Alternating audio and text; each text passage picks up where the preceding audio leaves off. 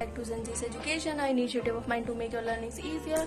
And first of all, I am very thankful to all the 106 subscribers. Thank you so much for this.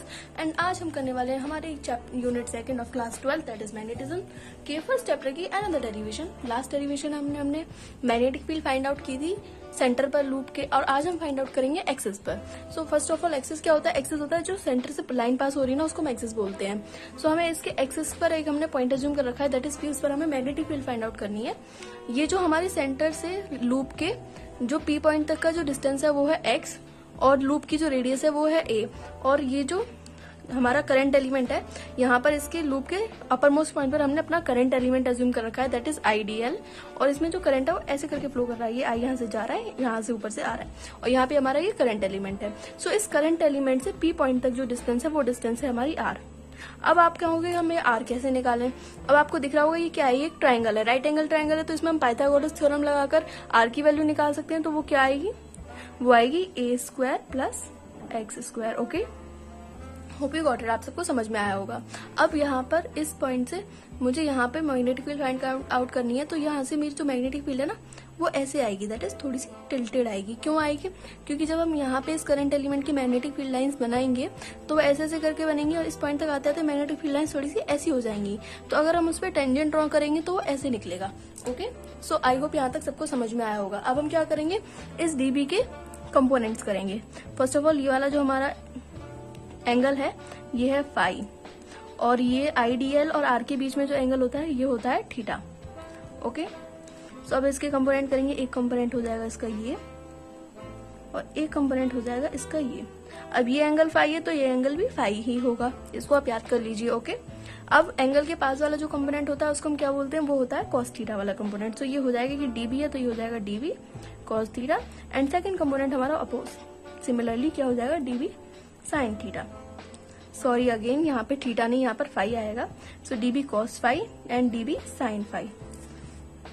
Okay, अब मैं आपको एक बात बताती हूँ. जैसे हमने यहाँ पे ये करंट एलिमेंट अज्यूम किया है, अगर हम इस जगह पर इस पॉइंट पर एक करंट एलिमेंट अज्यूम करेंगे तो वो यहाँ पर सिमिलरली अपनी सेम मैग्नेटिक फील्ड बनाएगा, और उसका जो डीबी कॉस थीटा वाला कंपोनेंट है वो नीचे ऐसे आ जाएगा. तो वो वाला डीबी कॉस थीटा क्या करेगा? इस ऊपर वाले डीबी कॉस थीटा को कैंसिल आउट कर देगा, और उसका डीबी साइन थीटा किधर आएगा? इधर आएगा. तो ओवरऑल डीबी कॉस थीटा तो हमारा कैंसिल हो जाना है, सारे डीबी कॉस थीटा हमारे कैंसिल हो जाएंगे. हमें तो जो नेट मैग्नेटिक फील्ड देगा ना कोई कंपोनेंट, तो वो है हमारा डीबी साइन थीटा. तो इतनी बात आई होप आपको समझ में आ गई होगी कि हमें नेट मैग्नेटिक फील्ड जो मिलने वाली है वो डीबी साइन थीटा की वजह से मिलने वाली है. तो हम इसको ही इंटीग्रेट करेंगे आगे जाके. तो सबसे पहले मैंने कंसीडरेशंस लिख रखी हैं, उनको पढ़ लेते हैं. सो यहाँ पे मैंने लिखा है consider ideal current element at the upper most part of the loop and now by using BSL that is Biot Savart law. Biot Savart law क्या बताता है? DB that is magnetic field, वो किसके ऊपर इक्वल होती है? म्यू नॉट ओवर 4 पाई, जो कि कांस्टेंट होता है. Ideal sign theta, sine theta जो होता है ना ये थीटा होता है DL that is current element, और इन दोनों के इस पॉइंट के बीच की जो डिस्टेंस है आर, उसके बीच का एंगल होता है, ये वाला एंगल होता है. Okay, over R square, distance का स्क्वायर, इसी आर का स्क्वायर करना होता है. अब मैं आपको एक चीज बताती हूँ.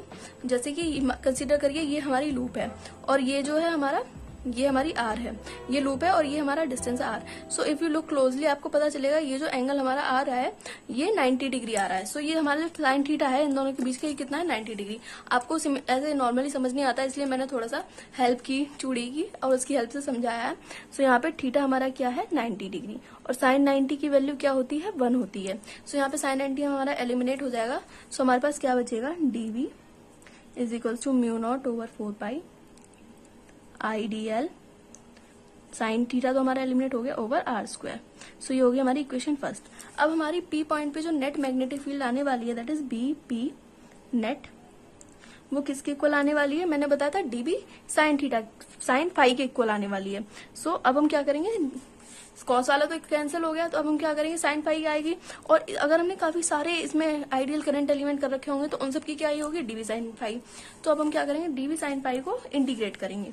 सो integrating dB sine phi. So BP net is equals to integration of dB, यहाँ पे इससे डीबी की वैल्यू पुट कर लेते हैं, that is mu naught over 4 pi IDL over R square. अब ये जो आर स्क्वायर ये कौन सी आर है? ये है ये वाली आर, ये जो डिस्टेंस है करंट एलिमेंट से पी पॉइंट तक ये होता है आर. तो अब हमें इसका स्क्वायर करना है। अगर हम ए स्क्वायर प्लस एक्स स्क्वायर जो कि अंडर रूट में उसका स्क्वायर करेंगे तो स्क्वायर से क्या होगा, अंडर रूट कैंसिल हो जाएगा। सो इससे लिख लेते हैं, ये हो जाएगा A square plus X square, under root cancel हो गया स्क्वायर से, और यहाँ पे हमारे पास इसके साथ क्या बचा, साइन फाई। अब पहले मैं आपको साइन फाई की वैल्यू दिखा देती हूँ। साइन की वैल्यू क्या होती है, पहले आपने 10th क्लास में क्या पढ़ा होगा, पंडित बद्री प्रसाद हर हर बोले, पढ़ा है कि नहीं पढ़ा, पढ़ा होगा ना। तो साइन क्या होता है, परपेंडिकुलर ओवर हाइपोटेन्यूज। सो यहाँ पे हमारी परपेंडिकुलर क्या है, हमारी परपेंडिकुलर यहाँ पे आपको दिख रही है, ये ए है जो कि रेडियस है लूप की, और हाइपोटेन्यूज क्या है, ये डिस्टेंस है आर। सो यहाँ पे हम लिखेंगे ए एंड आर की वैल्यू अंडर रूट ए square plus X square. So ये हमारी साइन फाई की वैल्यू आ गई। अब हम इस जगह पर साइन फाई की वैल्यू पुट करेंगे। So B P net is equals to integration of mu naught over 4 pi I D L A square plus X square, और यहाँ पे हमारी साइन पाई की वैल्यू है ए, और यहाँ आएगा अंडर रूट ए स्क्वायर प्लस एक्स स्क्वायर।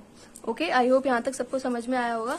अब इसके बाद क्या करेंगे हम ना, इन दोनों को मल्टीप्लाई करेंगे। दैट इज, अब इन दोनों के बेस तो सेम है और ये है अंडर रूट में। अगर आपने बेसिक मैथ्स 11th में पढ़ा है तो आपको पता होगा अंडर रूट जो होता है उसकी पावर हाफ होती है, और यहाँ पे कितनी पावर है, 1, और बेस इन दोनों की सेम है तो पावर क्या हो जाएंगी, पावर ऐड हो जाएंगी। 1 एंड हाफ को आप अगर ऐड करेंगे तो उसका आंसर क्या आएगा, 3/2।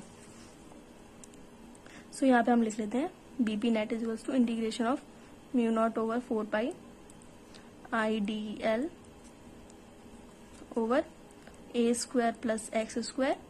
इसकी पावर हाफ थी, इसकी पावर 1 थी, दोनों की पावर ऐड करके हमको मिल गया 3/2, और यहाँ पे क्या बच गया, ए। सो ओके, आया सबको समझ में कि नहीं आया। अब जो इसमें से जितने भी कॉन्स्टेंट है हम उनको बाहर निकाल लेंगे, जिनका हमें इंटीग्रेशन करना है उनको अंदर छोड़ देंगे। सो ये हो जाएगा BP net is equals to mu naught over 4 pi.